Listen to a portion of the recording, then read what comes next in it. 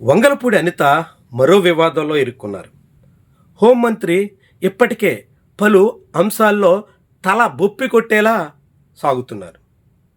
తన సొంత నియోజకవర్గంలో సాగుతున్న వ్యవహారాలతో హోంమంత్రి తీరు అబాసు పాలవుతుంది. చివరికి తన పిఏగా ఉన్న జగదీష్ అనే వ్యక్తిని పక్కన పెట్టక తప్పని పరిస్థితి వంగలపూడి అనితకు వచ్చేసింది. ఏడాది క్రితమే జగదీష్ అనే పిఏని పక్కన పెడితే ఇప్పుడు గణేష్ అనే మరో పిఏ చుట్టూ మరో దుమారం మొదటికొచ్చింది. ఈసారి ఏకంగా రాష్ట్ర వ్యాప్తంగా గోవుల రవాణా వ్యవహారంలో వంగలపూడి అనిత పిఏ చుట్టూ దుమారం రేగుతుంది.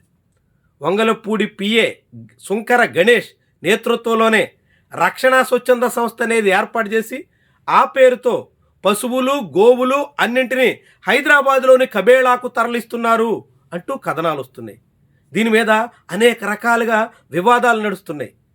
చాలా కాలంగా ఆంధ్రప్రదేశ్లోని మారుమూల ఏజెన్సీ ప్రాంతాల్లో నామమాత్రపు ధరకి పశువులు కొనుగోలు చేసి వాటన్నిటినీ నేరుగా కబేళాకు తరలించే రాకెట్ నడుస్తుంది. ఈ రాకెట్ హైవే పొడవునా ఉన్నటువంటి పోలీసులందరినీ సంతృప్తిపరుస్తూ ఎక్కడికక్కడ పోలీసులకి మామూళ్ళు సమర్పించుకుంటూ యథేచ్ఛగా ఈ సరఫరా కార్యక్రమాన్ని సాగిస్తున్నారు.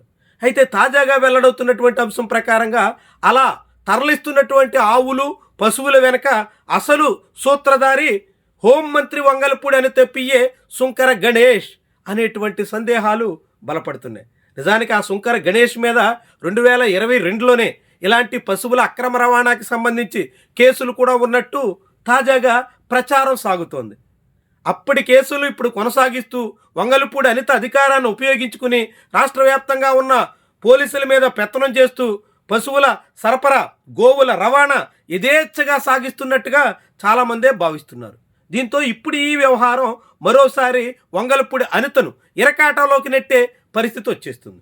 ఇప్పటికే కోడిపందాలు బెల్ట్ షాపుల వేలం వ్యవహారంలో ఒక పిఏని పక్కన పెట్టిన వంగలపూడి అనిత ఇప్పుడు పశువుల అక్రమ రవాణాతో మరో పిఏ చుట్టూ వివాదం చెలరేగడంతో దర్యాప్తుకి ఆదేశించినట్టుగా ఒక ప్రకటన చేసి చేతులు దులుపుకోవాల్సిన పరిస్థితి వచ్చింది.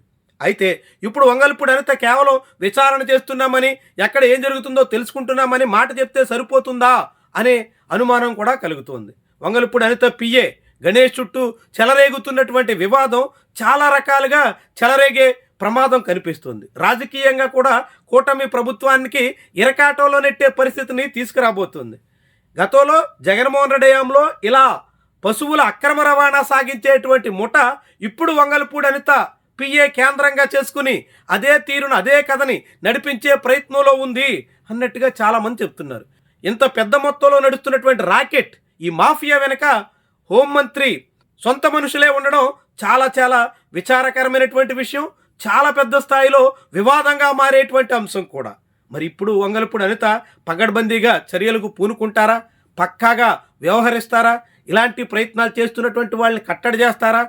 పశువుల అక్రమ రవాణా సాగిస్తూ బీఫ్ గొడ్డు మాంసం యథేచ్ఛగా విదేశాలకు తరలించే ముఠాలో భాగస్వాములుగా ఉన్నటువంటి వాళ్ళలో తన పిఏ పేరు కూడా వస్తున్న తరుణంలో ఏ రీతిన స్పందిస్తారు? ఎలాంటి చర్యలకు పూనుకుంటారు? ఇవన్నీ కూడా ముఖ్యమైనటువంటి అంశాలు. ఆంధ్రప్రదేశ్లోనే హోంమంత్రి సొంత క్యాంప్ కేంద్రంగా అక్రమ రవాణా నడుస్తుందనేటువంటి వ్యవహారం అత్యంత విస్తుగొలిపేటువంటి విషయం.